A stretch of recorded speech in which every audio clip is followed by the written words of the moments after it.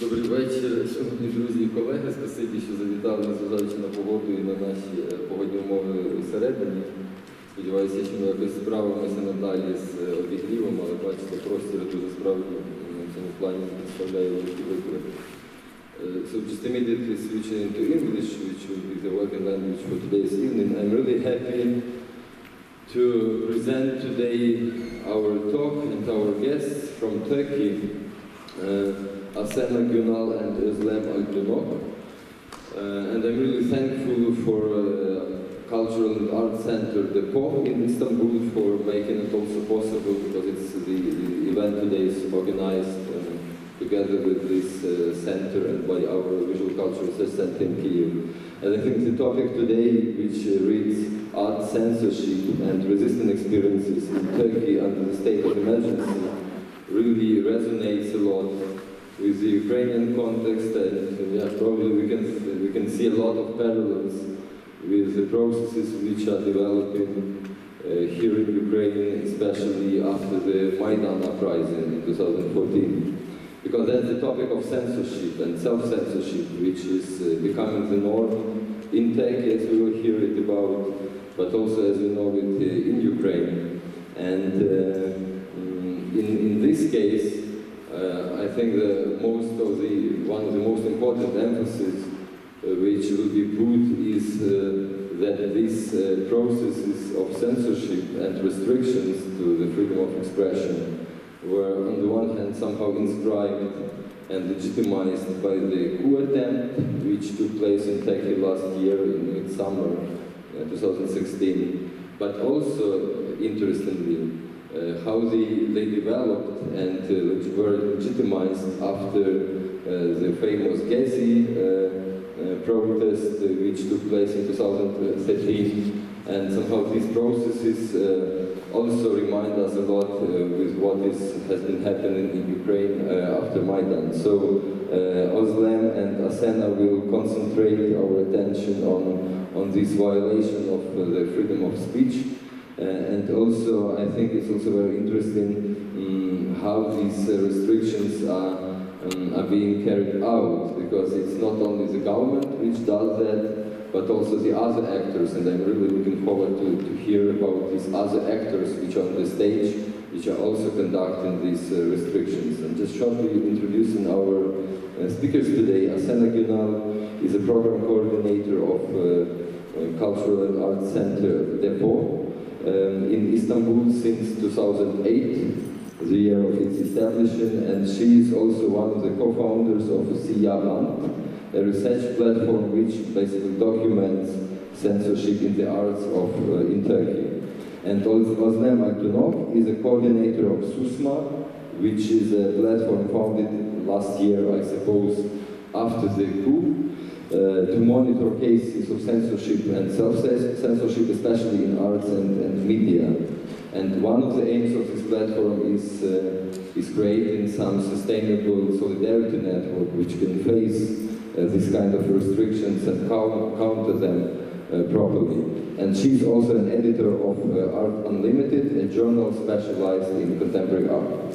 Thank you very much indeed for coming, and the floor is yours. Thank you, Vasily, for this introduction, and thanks for inviting us. I would like to thank Vasily and also Maria to take us around to assist us here in Kiev. It's a great pleasure for us to be here and be part of the biennial. As Vasily said, I'm working as a program coordinator of Depo, a space for culture, arts, and critical debate in Istanbul, an initiative of Anadolu Kültür. This is our website. It's a former tobacco warehouse located in the city center of Istanbul. And at Depo, we are having exhibitions, screenings, debates, and we usually try to address historical and contemporary social issues. The program includes, as I said, exhibitions, screenings, panel discussions, workshops, presentations, and we also publish an online journal titled Red Thread. Actually, there's a link to the Red Thread magazine, and so far we have released 3 issues, and we are now working on the 4th one. And with its accessible and flexible structure, Depo aims to meet the needs in Istanbul's culture and art scene for non-commercial, independent spaces open to critical voices. And it is considered an alternative space within the rapidly institutionalizing and commercializing artistic milieu of Istanbul and increasing the repressive political context of Turkey. So we so far covered several issues in our exhibitions or other programs, and our working areas so far are memory, reconciliation, human rights, minority rights, and urban transformation. And I'm also part of Siyah Band, as Vasil mentioned. It's a platform that documents censorship incidents in the field of culture and arts across Turkey. I'm one of the co-founders and one of the researchers there.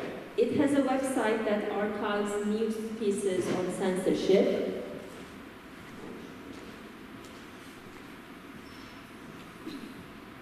So there are news about the recent censorship incidents, but it's not that updated actually. Along with, we also had prepared several books and reports based on research and workshop with the actors from RC, attorneys and human rights scholars. The initial goal of Siyah Band was to identify and examine different modalities of censorship. So it is not only the banning of an artwork, and it's not only done by the state. So Siyah Band has conceptualized censorship not just as the banning of artistic expression through legal means, but included process of delegitimization, threats, pressure, targeting, and hate speech directed at artists and art institutions. And for the first publication, we conducted 80 interviews in 9 cities, and the aim was to identify the actors and mechanisms of censorship. Then we worked on a second publication, which was based on a series of workshops with members of the University Center for Human Rights. We invited artists from different fields, and we brought together artists and lawyers. And we focused, we had 5 different workshops. One was on literature, the other was on cinema, the other was on theater, music, and contemporary arts. So after these 5 workshops, we had a second publication, but also then we realized there is the need among the artists for a toolkit that would show them the ways how to look after their rights when they face a limitation on their artistic freedom of expression. So we published this toolkit, Sanatsal İfade Özgürlüğü Kılavuzu, which means a toolkit for artistic freedom of expression. And there are very concrete incidents here. For example, if your artwork is kicked out of an exhibition, or if your documentary was, not screened, although it was, part of a festival program, or if police came to shut down the screening of a documentary or the showing of an artwork, what are your rights and what can you do is explained here in this toolkit. And so far also we have prepared reports, several reports, and some of them are also in English. You can go to the research part of our website and you can see the research reports here. Some are in English. So far we had prepared reports on cultural policy, artistic freedom of expression in the Kurdish region, film festivals and film registration document, institutions and curatorial practices, and Turkey's foreign cultural policy. And we have also prepared reports for UN and EU and organized meetings with artists when UN Rapporteur for Freedom of Expression visited Turkey. And we have been providing institutional and legal support for artists confronted with censorship. And we act like a bridge between the artists and artists at risk programs and try to assist artists in finding residency programs abroad. So these are the things that we basically do as Depo and as Siyah Band. And first, I would like to give you an overall picture of what's happened in Turkey and what has been going on in Turkey and how it affects the artistic scene. It's a bit complicated, but I hope it will not be, difficult to follow. So the Justice and Development Party, headed by Erdogan, which had been the majority party in power since 2002, lost its advantageous position in June 7, 2015 elections when the pro-Kurdish party overcame the electoral threshold. So this party, this pro-Kurdish party, was kind of an alliance between the democratic forces and the Kurdish people. So unhappy with the election results, the Erdogan's party, AKP, decided to call a second election for November 1st, 2015, under the pretext that they were unable to form a coalition. In the period between the two elections, before these elections, there was peace talks between the government and the Kurdistan Workers' Party. I don't know whether you're familiar with this. There is a war going on in Turkey since early 1980s. There is this Kurdish separatist organization fighting against the Turkish military, and of course it has its implications even on the daily life, not only the political and civil life, but even on the daily life. There's always tension. But sometimes there is, it's more peaceful, sometimes it's quite violent. During the single-party regime of AKP, they decided to have peace talks with the Kurdish opposition, and we had a peace process, but unfortunately it didn't continue. And the government stopped the peace process, and the peace process came to a de facto end, and the clashes began. So this affected also the freedom of expression especially in terms of the Kurdish issue, because we have seen several restrictions on the Kurdish artists and cultural workers, but also those works related with the Kurdish language and culture. So the war began again, and as the violence in the region increased, a series of bomb attacks were carried out against civilians and security forces across Turkey.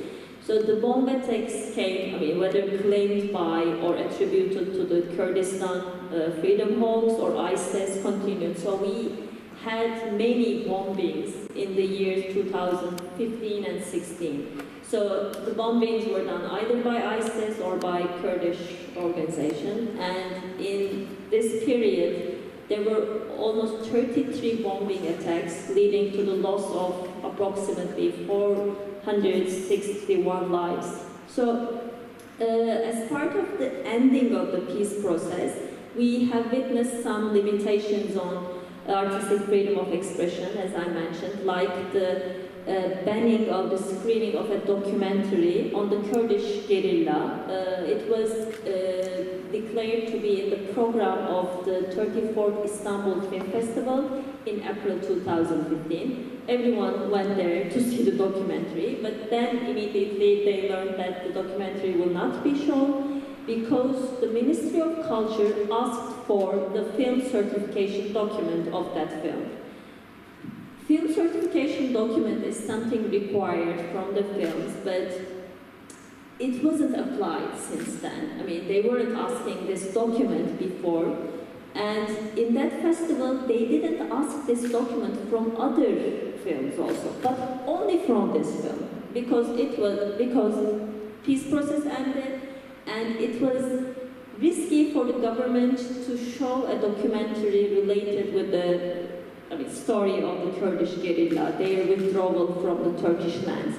So they banned the screening of that documentary, but luckily all the filmmakers gathered, the film producers gathered after this ban, and they said, okay, we are withdrawing from the festival. So the national competition of the festival was cancelled. Even the foreign film directors and producers withdrew, and many of the screenings didn't take place, and that festival was almost, not done. Yeah, it was done, but many of the films could not be screened. So this was part of the ending of the peace process too, not to be able to show your film. And this film registration document is a long story, but it is something actually to protect artistic producer in terms of copyright and ownership. I mean, because it's something that registers a certain film to your company, to also for regulated tax issues. But the state started to use this registration document to do censorship. They are not giving this registration document to certain films that they are not happy about. I mean, like about the Kurdish guerrilla, or even, I mean, there is this incident in the, actually, in the main page. This is also related with film certification document. A short movie was denied certification document because there were pieces criticizing a president. And this is also related with film certification document. If you apply to the funds of the Ministry of Culture, and if you get fund from the ministry, you shouldn't be, when you apply to the registration document, you shouldn't be rated plus 18. If your film is rated plus 18, you have to give back your money. So for this film, this one, Tereddüt, the film director made a new montage and cut those scenes not to be rated as plus 18, not to give the money back. So the film certification document, which is supposed to protect the rights of the directors, producers, are used, I mean, this document is used to censor the films, and it is used against the producers. So this is one of the things happening.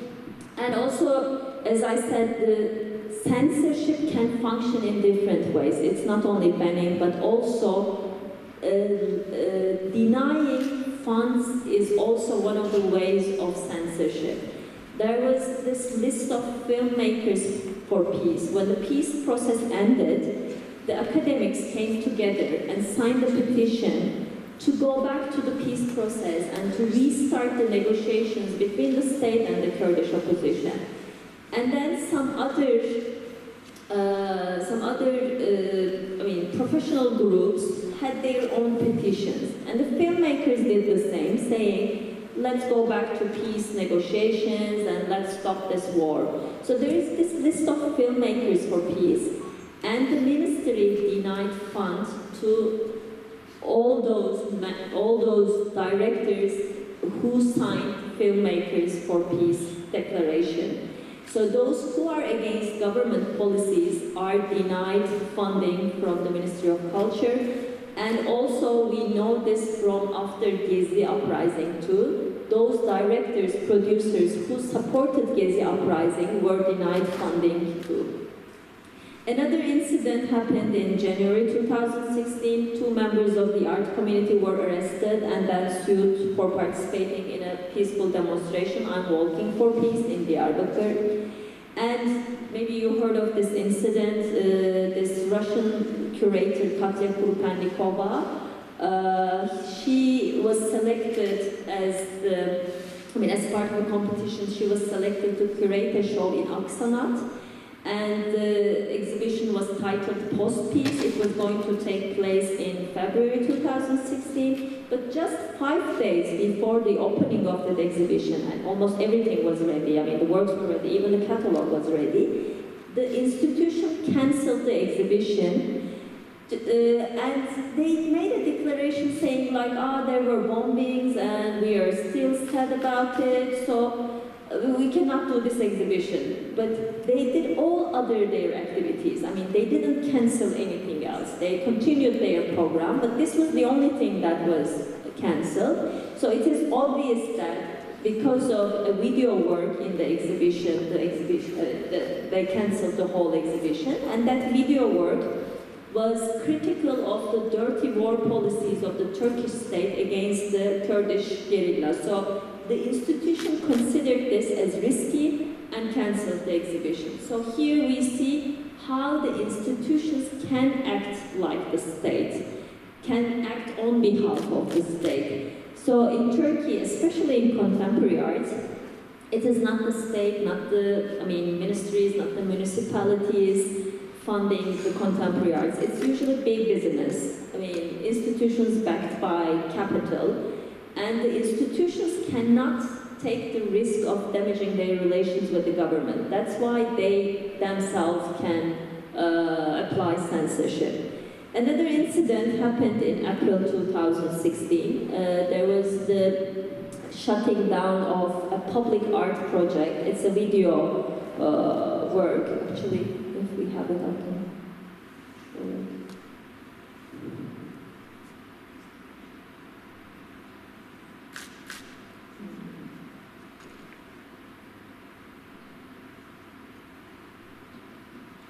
There was, on a hotel roof at the city center,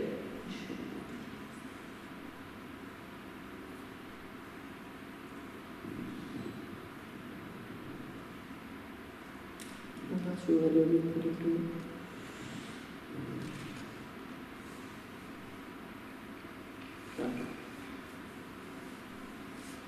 There was there is this public arts project called Yama, and they are exhibiting video animation on top of a hotel roof. And on a hotel roof, they were exhibiting the work of Işıl Eğrikavuk.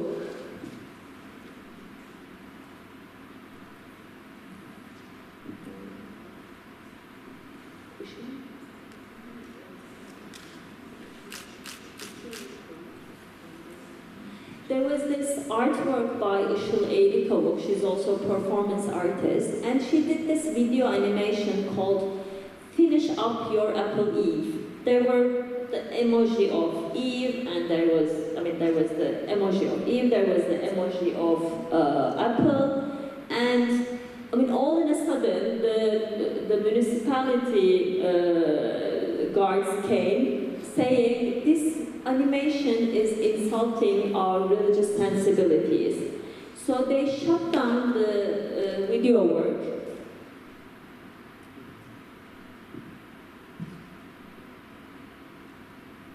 So this is the video, actually. Hava is Eve, elmanı apple. Bitir, finish up. So it only says, Eve, finish up your apple. So those coming from the municipality says it's insulting religious sensibilities. There is someone complained about it. And then when this artist and the curator applied,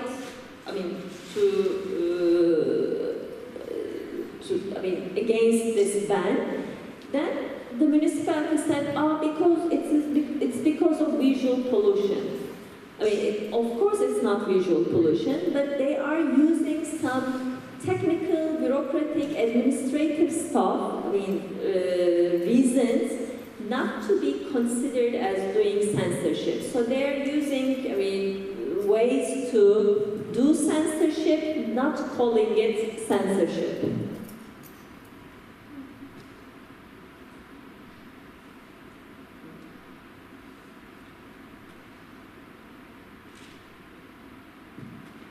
So this was one of the incidents again in 2016. So even before the coup attack, these incidents are the ones that happened before the coup. So even before the coup attempt in July 2016, there was an atmosphere in which people were worried about terrorist attacks, human rights violations, and limitations on freedom of expression. But the coup made things worse. It left 270 people dead, and the country deeply traumatized. There is this religious group, this group which is accused of being behind the coup attempt, and the coup attempt was followed by a state of emergency, which allowed the cabinet, under the chairmanship of the president, to issue decrees that have the force of law. So, unsurprisingly, President Erdogan has been using the attempt as an opportunity to eliminate critical voices. So after the coup, they declared state of emergency, and they extended it 5 times. So state of emergency has become our normal. We forgot how to live in a normal situation, normal rule of law state. We are always living in state of emergency, and we are ruled by decrees, emergency decrees, that are accepted by the government bypassing the parliament. So there is no independent judiciary, there is no independent media, and there is no functioning parliament at the moment in the state of emergency. So in the 5 days between the coup attempt and the declaration of state of emergency, many festivals, biennials, concerts were postponed or cancelled. I mean, some of them, of course, related with security reasons. The concerts of a pop singer critical of the demonstrations organized by the government were cancelled. The plays of a theater group critical of the government were banned. 20 artists of the Istanbul Municipal Theater with apparent oppositional stances were fired. And in September 2016, one of the MPs from the AKP, from the governing party, targeted the curator of the Çanakkale Biennial, Beral Madra, and called on the municipality not to work with her. Beral Madra is a well-known curator. Actually, she is from the older generation, and she had some social media posts critical of Erdogan. But being critical of Erdogan has started to be associated being pro-coup. Although Beral Madra doesn't have anything to do with the coup, I mean, she wouldn't be supporting coup. No one supported coup, actually, by the way, but although it is the case, the government is using coup as an opportunity to criminalize people, and so they accused Beral Madra of being pro-coup, and I mean, Beral Madra said not to risk the biennial. She is withdrawing from her position, but despite that, the organizers of the biennial announced that they want to cancel it altogether. Although 80% of the biennial was ready, they cancelled it altogether. And this is one of the instances in which the members of the ruling party randomly target artists, writers, or academics in order to intimidate a wider cultural milieu. So they're targeting those, people who are critical of the government. And after the coup attempt, changes were made in the municipalities law, and trustees were appointed in place of elected mayors. In the Kurdish region of Turkey, especially in the Kurdish region of Turkey, the Kurdish mayors were selected by the people, and they did a lot in terms of developing Kurdish cultural and artistic production. They had, several artistic institutions, theater institutions, cinema institutions, doing things in their own language, in their mother language. But after the coup and after the ending of the peace process, the government kicked out of 89 mayors and put trustees in their place. So these are government-appointed people instead of elected mayors. So these people are now ruling those cities and closing down, shutting down all those cultural and artistic centers which used to promote Kurdish language there. So the employees of the city theaters of Diyarbakır, Batman, there was this art gallery in Diyarbakır. It was, all those people working there were fired from their jobs. The spaces themselves were shut down. And this appointment was not just a political move, but also meaning the ending of efforts to institutionalize Kurdish language and culture.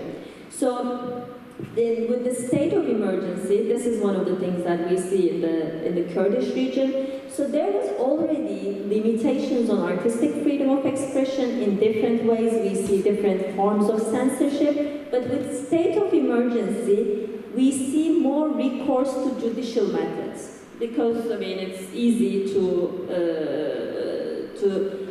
use the judicial methods to repress artistic freedoms. For example, this toolkit, we prepared it thinking we will be in a normal rule of law, but I'm not sure whether this toolkit is still relevant, whether this can be still used, because all the judicial procedures changed, because everything is much more restrictive at the moment.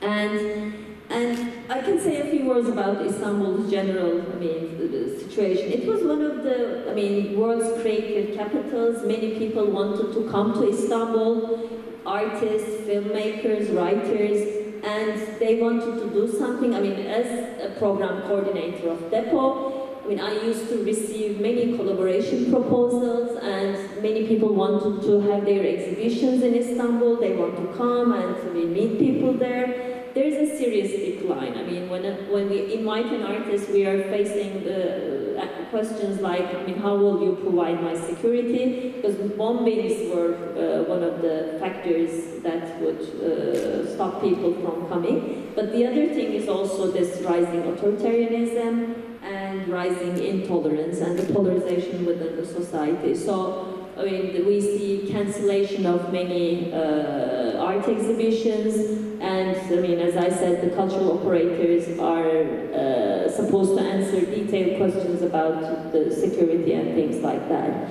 So this marks the beginning of a new era in which the art world in Turkey is becoming increasingly insulated from the rest of the world.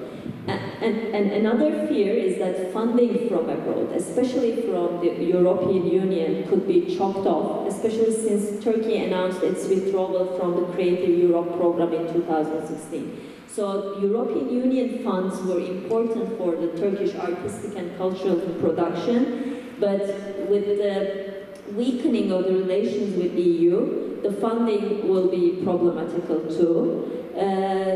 If Turkey, I mean, is leaving behind this EU connection and the funds, the artists would be financially dependent on local donors who are more conservative and watchful of the governments. As I said, it's especially in contemporary arts, it's big capital, and big capital is doing business with government, and I mean, they cannot risk their relations. So the funding from EU was kind of a security for many of the institutions, but now this will not be the case anymore.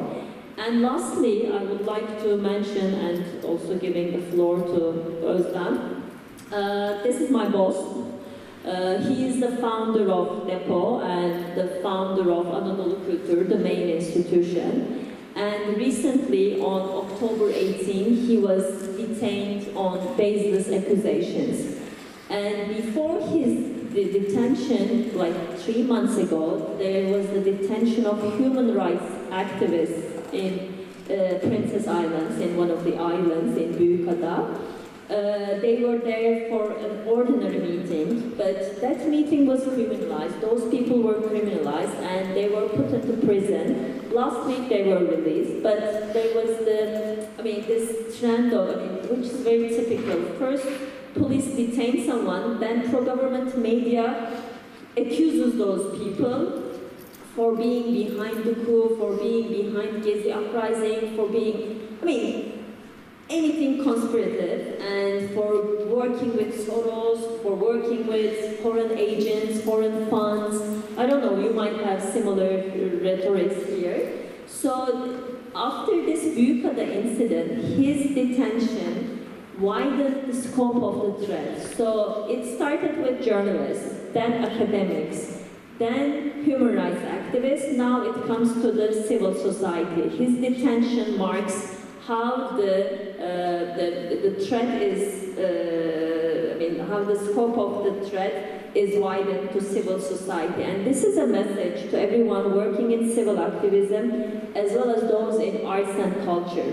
And under these circumstances, those who are working with foreign institutions and funds, and the institutions and funds themselves are going to be more cautious about their collaborations, because foreign funds are accused of being behind some spy kind of activities. Recently I read in an indictment saying, it's a very little money, but saying Heinrich Böll is behind this transfer of the money. And as we know, Heinrich Böll is the agent of German secret service.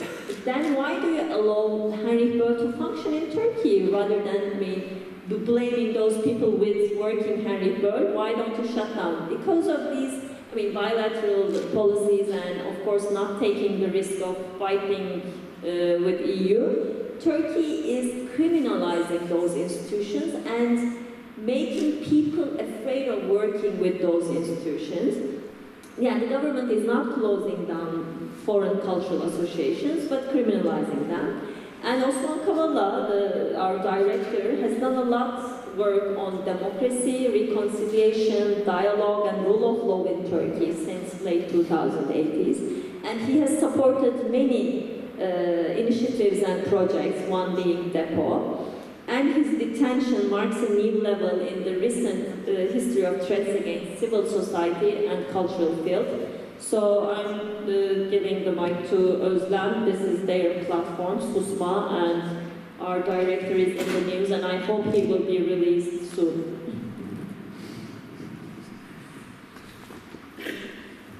Hi everyone.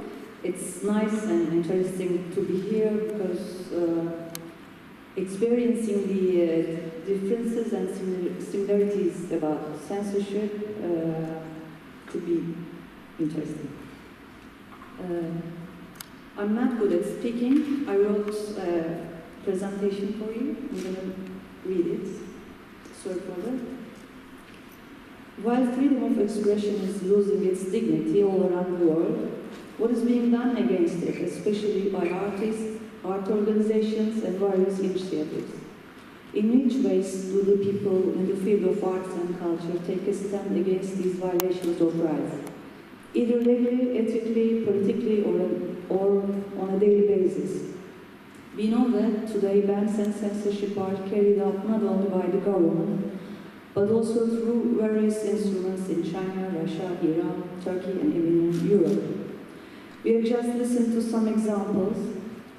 I will continue by giving various examples, because what is being experienced in Turkey is quite different from censorship cases across the globe, even though they share similarities. The following examples highlight how censorship has become ordinary, permeating our lives, direct or indirect ways, and how it has become internalized, not only by the government, but also other institutions. I believe that the normalization of censorship plays an important role in hindering resistance and trying and making it difficult to come together in solidarity. Through the SUSMA platform, which is founded shortly before the state of emergency, we had the chance to observe various cases of censorship. At this point, I can tell you about SUSMA a bit. The platform was founded in 2016. We are monitoring violations of free speech in the fields of art and media. We publicize censorship cases on our website and make them widely known. We try as much as we can to archive them for a comprehensive report that we publish every year. Our responsibility is not only to document the cases, but rather to build networks by reaching out people who are experiencing censorship. To make this happen, we went to 7 different cities in 7 different regions in Turkey, and we listened to the experiences of locals. Additionally, with the help of our legal department, we have tried to provide people who experience violations of free speech with legal counsel whenever they ask for it, and we try to inform them about their legal rights by conducting workshops. As Asena mentioned in her presentation, the state of emergency, which has been in place for more than a year, is several constricting the space for political action. The politics of the Justice and Development Party, AKP, has been reflecting on socio-cultural life year by year. They started to become fierce before Gezi uprising. Then we were faced with common ways of censorship and prohibitions which had been implemented by the government, whereas today AKP has been widening its cover zone by reflecting on the communal living itself. So what are these means that are used to implement censorship? Defamation, targeting, lynching, polarizing, denouncing, and silencing by self-censorship. With the latter resulting from the other elements. We can see self-censorship everywhere, just by looking at mass media, such as TV, radio, newspapers, magazines. It's possible to observe this situation clearly. TV series that are getting more and more conservative, reflecting the government's line, the exclusion of academics for peace, signatories of the petition that was entitled "We will not be a part of this crime," to call for the peace process to be re-established in the Kurdish regions, and the blacklisting of the filmmakers who supported the academics by the government. Self-censorship has turned into a way of security. As long as you do not speak your mind, there is no problem. Currently, there are artists in prison for political reasons in Turkey. Çağdaş Erdoğan, a journalist and a photographer, is under arrest because of accusations of on top taking a photo of Turkish intelligence. However, we know that the real reason he got arrested is that he documented the terror of the government in Kurdish cities.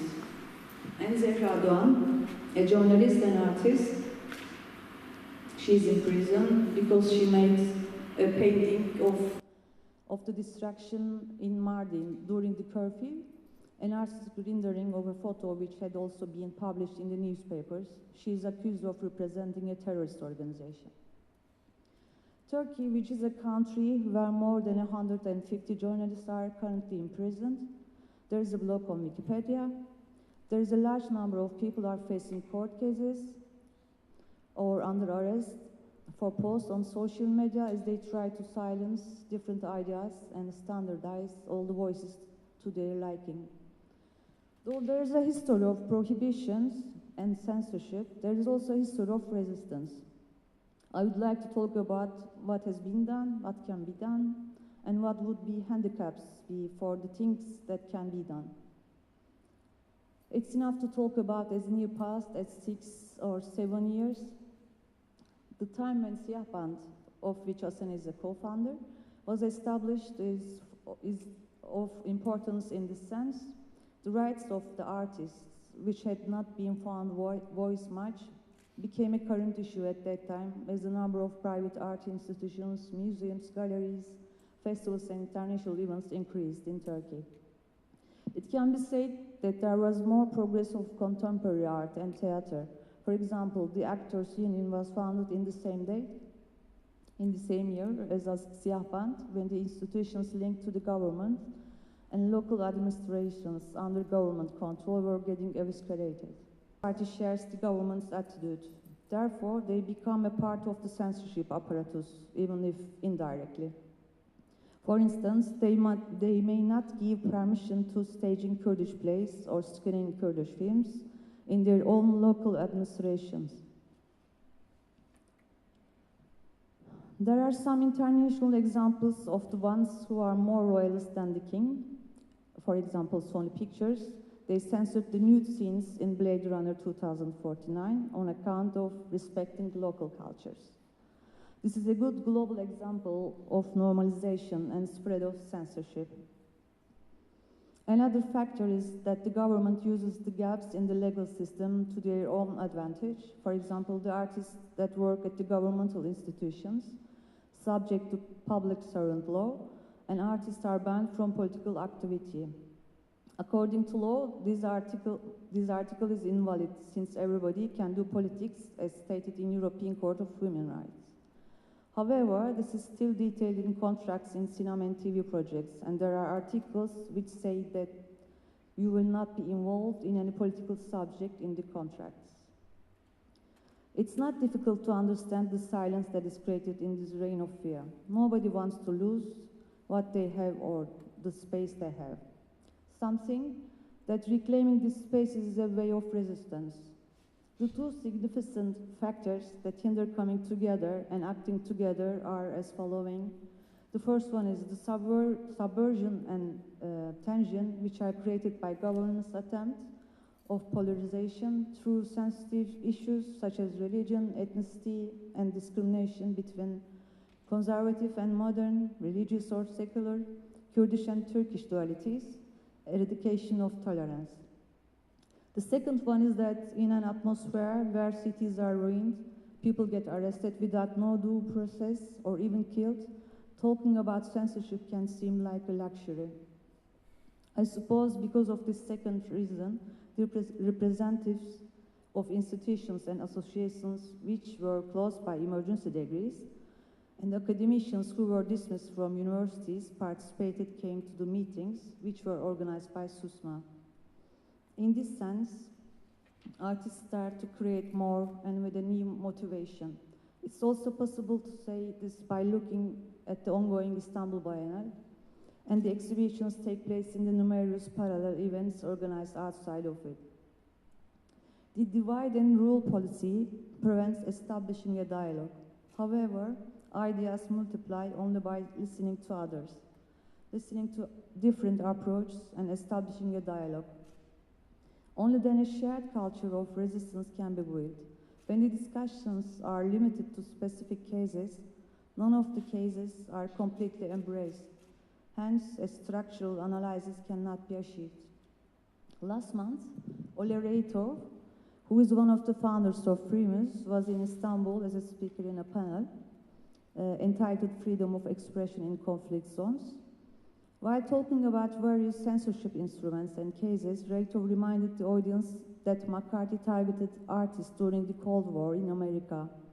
Khomeini targeted Salman Rushdie in Iran, and today ISIS targeted Palmyra ancient city in Syria and asked, why is art under attack? Because this is the fastest way to reflect your ideology. The way of controlling thought is to attack art.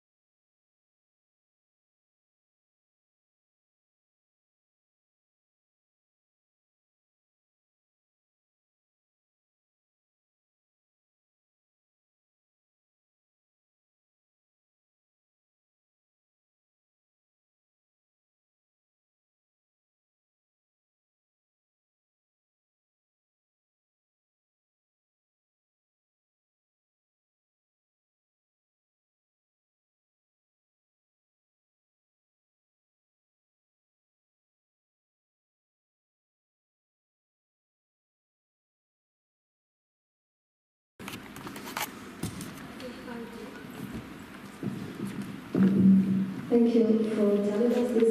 Maybe you can elaborate more about the artworks that reflect on current events. I mean, on the state of emergency and on what happened after the 15th of July.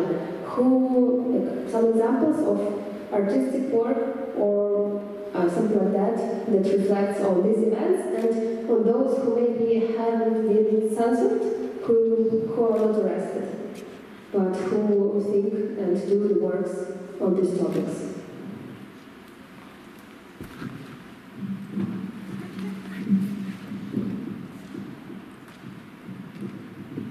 We will check the ones, those who were imprisoned, but the ones I mentioned, they were not imprisoned, but the artworks, the ones censored were not reflecting on the state of emergency or the coup. The ones that Ozlem mentioned about the Kurdish region are the ones who were critical of the curfew in the Kurdish region. After the ending of the peace process, there was a fight between the Kurdish guerrilla and the Turkish military in the cities, and the cities were under the blockade of the Turkish military, and they demolished the houses of the people, they arrested hundreds of people, and they forcibly moved the Kurdish people living in those cities. So Zehra Doğan, for example, made a, this is Çağdaş Erdoğan's work, Control.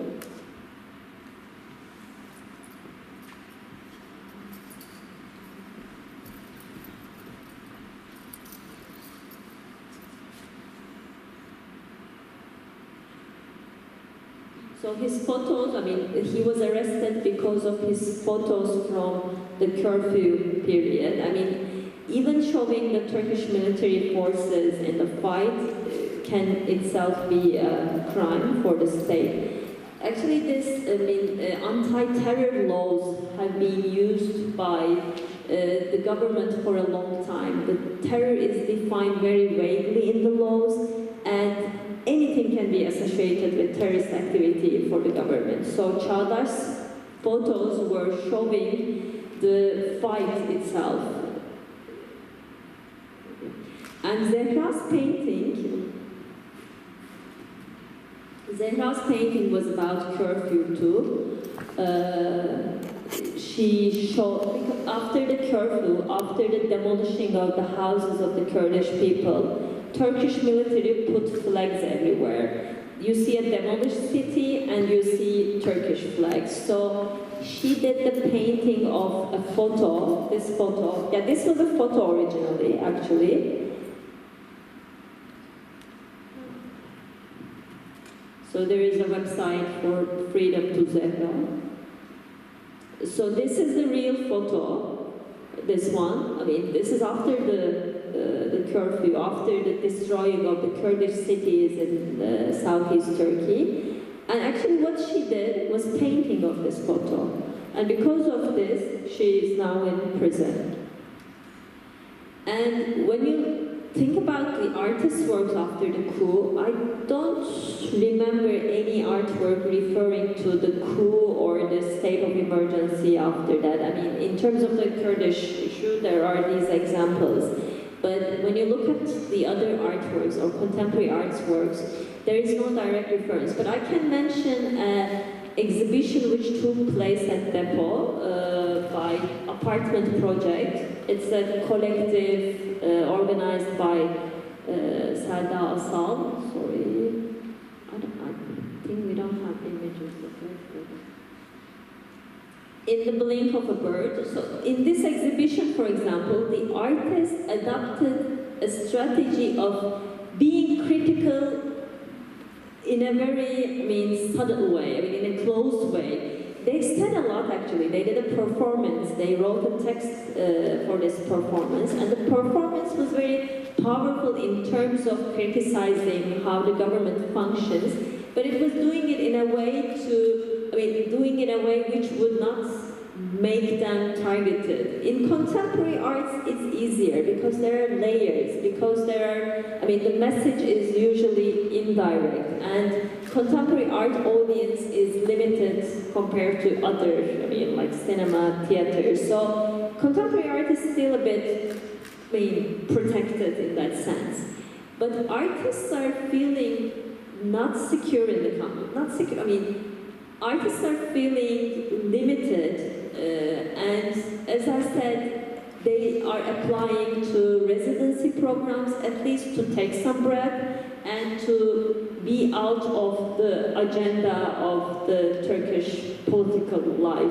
To be able to focus on their works, because every day you wake up a new agenda. You wake up the arresting of your friend, or imprisoning of a friend of yours or of someone you work with. So within such an atmosphere, it's hard to focus on your artwork. So they're trying to escape Turkey. I know some who already started to live in Germany. This is common nowadays, actually.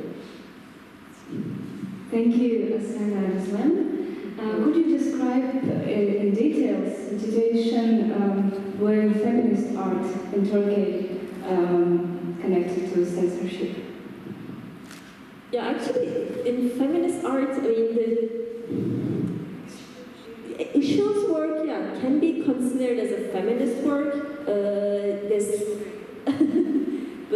there is the emotion version, actually.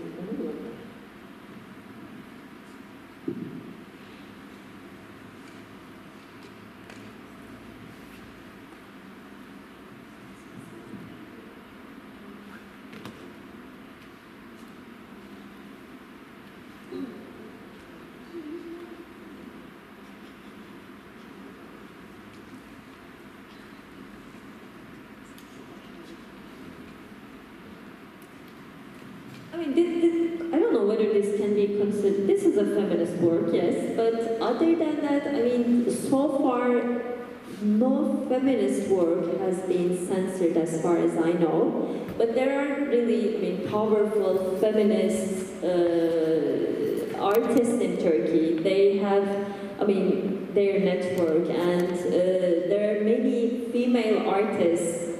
I mean, some of them, like from the older generation, some from the younger generation, and Canan is one of the best examples, and she just has an exhibition in Artar, a solo show, during the biennial. So far, I don't know whether a feminist work has been censored. No specific case I remember. But feminist artists are continuing to produce their works because the change within the political system, of course, has its implications on women, on women's lives. It's a conservative government trying to put rules and regulations to limit women to their traditional roles, to, I mean, put them in their houses and limiting their roles with motherhood, caregivers. So feminists are raising their voices against these traditional roles and against the steps which might be considered as being against secularism. So women are fighting against these, and female artists are producing works for this. I mean, last year there was a feminist exhibition which brought together different artists, and they covered several issues from motherhood to, I mean, the government's repressive policies on women. So there is a movement, I mean, I can say, working against this, but I don't know a censored feminist work. But recently, I mean, last week there was an attack in an exhibition. They were exhibiting the collection of this businessman, Ömer Koç. He has really a nice collection, and he is backing really big contemporary art things like this one. So fascists came, I mean, Islam of fascists came to this exhibition, and there was, the mansion is an old mansion. It is the mansion of the last caliphate of the Ottoman Empire, and thinking this is a religious site, this 4 or 5 people mob, Islamofascist mob, attacked one of the works. It is, I mean, a sculpture, and the penis was, I mean, visible, so they said, how can you exhibit such a work in this religious site? Although it was not a religious site, it's the mansion of a caliphate, and the caliphate himself was very pro-Western, and, I mean, doing, like, painting nude paintings, but they don't know it, of course. They think Ottoman Empire was, I mean, like, the very close to religious, I mean, Islamic empire, although it was, especially in the last decades, very pro-Western and modern. So they attacked this, and the family, having the collection, made a declaration saying they protest this, but they didn't go to police to complain about this attack. So, I mean, this business family is also like behaving logistically. I mean, behaving, I mean, with their, with cautiously, I can say.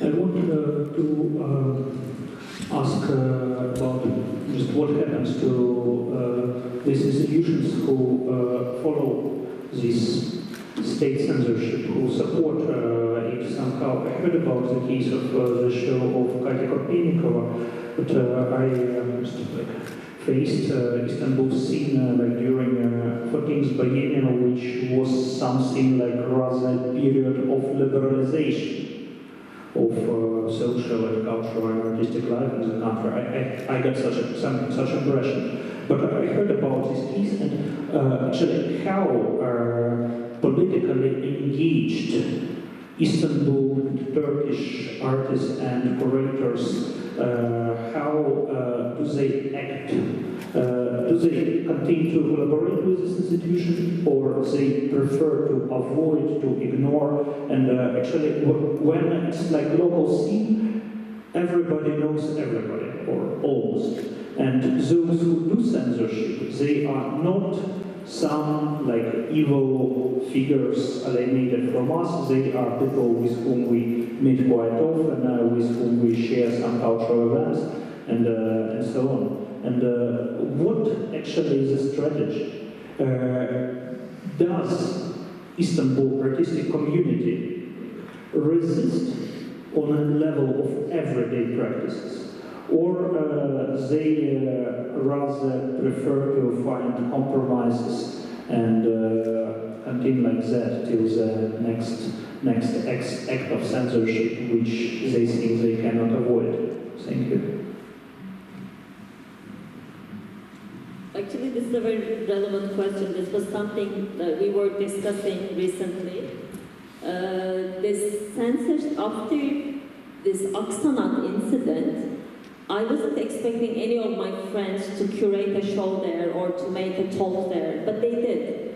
And I was like, how come? I mean, it's not something from the old days. It was just last year we announced it, and Katya Krupenikova announced it, and I mean, everyone knew about it, but still, a curator that we also worked at Depo, a friend of us, accepted to curate a show there, saying, I mean, they need money, they have to, I mean, continue living, so they don't have, like, I mean, full-time jobs, so they can survive with such projects, so they accepted because of that. But this is, I don't know, I mean, this is not a satisfying answer for me. And then they said, it was a complicated case, it wasn't direct censorship. I talked to the curator, I mean, there was Katya was the curator of the exhibition, but there was also the curator of the competition, who was Başak Şenova. And Başak Şenova made a declaration, the curator and the artist did some mistakes too, they were quite open to the institution, so it's a gray zone.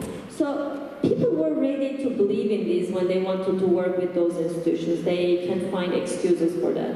And recently, a feminist friend of us, whom we collaborated, whom we are very close with also, made a presentation at Aksanat with the theme of how can the biennials be feminist, can the biennials be feminist, something like that. And she accepted to make a presentation there, but whomever she asked to be there together, I mean, the other feminist artists said, no, we will not be part of this presentation because Aksanat did censorship. So we cannot talk about a unified, homogeneous attitude, but obviously there are problems in terms of, I mean, taking a solid stance against those institutions. Because there are not many institutions, there are not many venues, there are not many, I mean, platforms that you can share your work or ideas. So people are stepping back, saying, okay, I accept this and I continue from here. But this is a problem. Obviously, this is a problem. And there is an exhibition in Istanbul at the moment from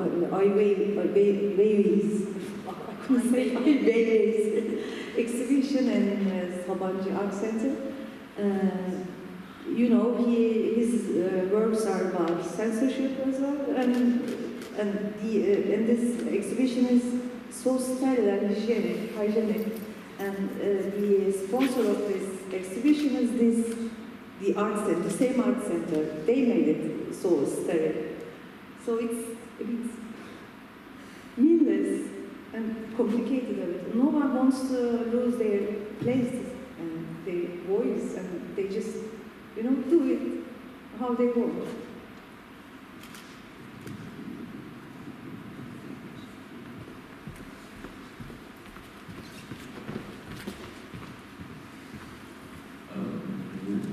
Well, I have a question about your neighborhood actually, because a friend of mine from Berlin told me that your Depo, like it's situated in a quite conservative neighborhood, yeah? And it's like, often like I don't know, like you can see it in every dictatorship, or if you call Erdogan a dictator, I don't know, or autocratic government, that their followers, like the random guy from the streets, feel often obliged or allowed to get through the agenda of his, I don't know, of the government.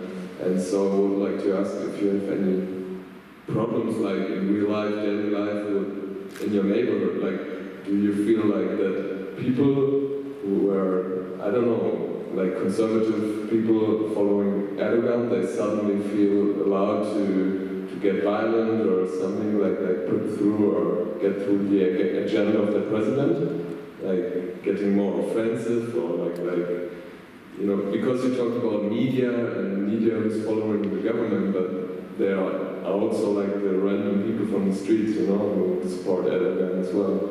And if they feel, yeah, I don't know if you can feel it like on the street that people shouting at you or something else.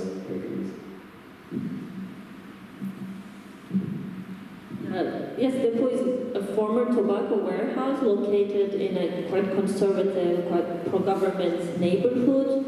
Yeah, it was always tough to be there. I mean, when I first started working there, I was like, I'm living in Taksim, just 200 meters up, and this is quite a different atmosphere. Because it is usually, I mean, mostly inhabited by Turkish Arab conservative people. It was actually a neighborhood which was associated with crime, but these people say, oh, we came to this neighborhood and cleansed the neighborhood and imposed our religious lifestyle, and the newcomers should obey this religious lifestyle. In 2010, there was the opening of 5 different galleries at the same time, and people were, I mean, going from one opening to the other, and they were drinking alcohol outside, and all of a sudden 40 people from the neighborhood attacked the gallery audience. So people escaped, police came very late, and these people were not punished at all. So impunity is an important problem in Turkey. You do a crime and you're not punished. So in 2010 this happened. Then for some years nothing happened. Then in 2015-16, we started to see some incidents of attacking of the gallery openings, either because of alcohol or because of men and women together in, I mean, very close relations, whatever it is. So it's a tough neighborhood, but so far we didn't, I mean, as Depo, we didn't have any problems, because we are lucky in the sense that we have a courtyard. So when we have an opening, we put separators outside so that alcohol is not visible from the outside. So we continue serving drinks in the openings. But after Gezi uprising, the polarization within the society is also visible in the neighborhood level. I mean, our relations are not, I mean, became tense. I mean, we are Gezi supporters, we are against government, and they are Erdogan supporters. They are, I mean, Rabia signed, there's this Rabia signed there, I mean, Rabia supporters, Erdogan supporters. So the tension is reflecting itself on a daily basis. I mean, we are fighting, for example, about the parking of the cars. But even that issue is discussed from a bigger political perspective, saying, you are against the government, you are our enemies. I don't want you to park your car here, you are Gezi supporters. So everything is experienced as something bigger. So it's really difficult. And I mean, as the coordinator of an institution, I am sometimes doing institutional censorship, I have to confess. I mean, there was the exhibition about Gezi uprising immediately after the uprising itself. It was a documentary show with photos and with radio recordings, voice recordings, and videos and other things. And in that opening, we didn't put a banner outside, and we didn't make it that visible to the neighborhood. Or in another exhibition on the Kurdish issue, on Nevroz, this is the spring festival for the Kurds, especially actually for many other people. But Nevroz is an important spring festival for the Kurds, and we had a documentary show about that. And I asked the organizers of the exhibition not to put a very visible banner outside with the colors of the Kurdish flag.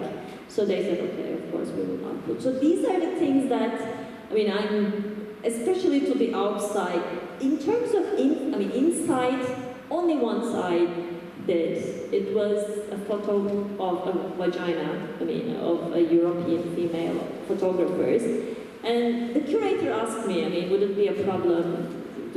Shall I remove this? And I said, it might be a problem, and she removed it. But other than that, we didn't interfere in the content of the artworks inside, but outside we are always careful about it. That's true. And after the detention of our director, after the pro-government media attacked him with baseless accusations, I felt uncomfortable, thinking some people might come from the neighborhood and accuse us, but nothing happened. I think even they don't believe in pro-government media, the lies of the pro-government media.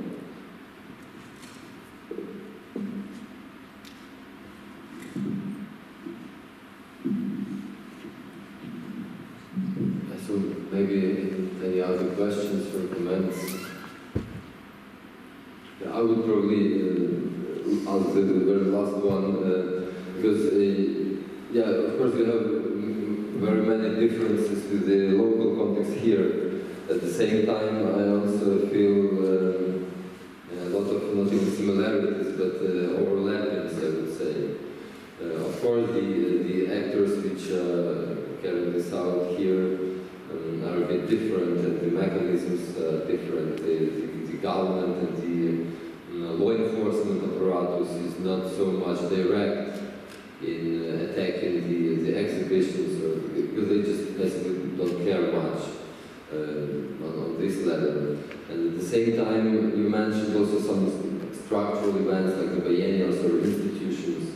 So in general, if the whole state apparatus is somehow seized by Erdogan's party, do you have any comrades or like those who feel something in common with your activities in the state structure or in the municipality probably? Do you have any support from the actors which are not only from the side of the civil society, but like officially representing the Turkish state? Is there any such a case? Because here it's rather that you don't have, of course, any kind of support, so the best way to conduct things here and not to put oneself at risk is just following this principle that the best power is a very distant power. It's better that they don't know about you, what you actually do. And the best support they can have is just to sign an A4 paper with a proclamation of support doing basically nothing, of course. But maybe you have still some supportive institutions on an official level that can back you somehow when you face really some drastic problems.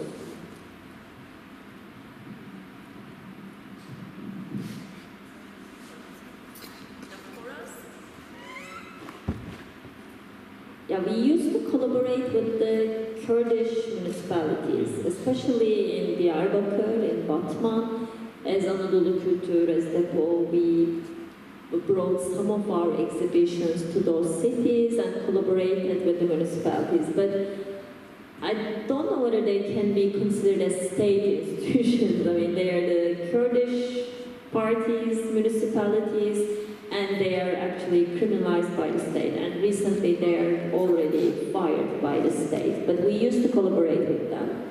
And we used to collaborate with some municipalities which are run by the main opposition party, Republican People's Party. In Ankara, for example, in Çankaya, where this Russian ambassador was assassinated. Okay. You might remember you that. mean that exactly that gallery? Yes, we had an exhibition there. It is, that gallery is run by Çankaya municipality, one of the districts in Ankara. It is run by Republican People's Party, and we brought 2 of our exhibitions there, and we didn't have any problems with them. They were quite collaborative, quite welcoming. Even they were attacked because of our exhibition. I mean, they were hosting that exhibition. It was on Armenian genocide, and of course not saying directly it was a genocide and Turkish state was guilty, but it was telling the story of a family. But through the story of that family, it was saying it was a genocide anyway. Even that exhibition was hosted by that municipality gallery, and I mean, we didn't have any problem with them, but they were attacked because of that exhibition. So we collaborated, and we are still collaborating. For example, the municipality in Izmir, and there is this platform in Izmir, it's on the Aegean coast. There is this platform of arts in Izmir, which is backed by the municipality, and we are collaborating with them. Recently, I attended one of their, summer schools, and that depends, but Ministry of Culture, no, or other ministries, no, we don't have any connection. And after Gezi and after the detention of our director, I don't know, I don't expect collaboration at all. In 2010, when the fascists attacked to galleries, there was a meeting with Ministry of Culture. He came into this place and he met with both sides, and he tried to find the solution for both sides. But it was 7 years ago. So, and then after Gezi, we couldn't find any answer, any no. When this Minister of Culture came after the Tophané attacks, he's coming from a social democratic tradition himself. And all those figures in the governing party were already, expelled from the party. The Justice and Development Party, AKP, doesn't have any critical voice within itself, anyone from other traditions in itself. Now it's the party of the president. It is not a coalition. It's not a, gathering of. It is his party. It lost its characteristic of being a political party. It's an apparatus.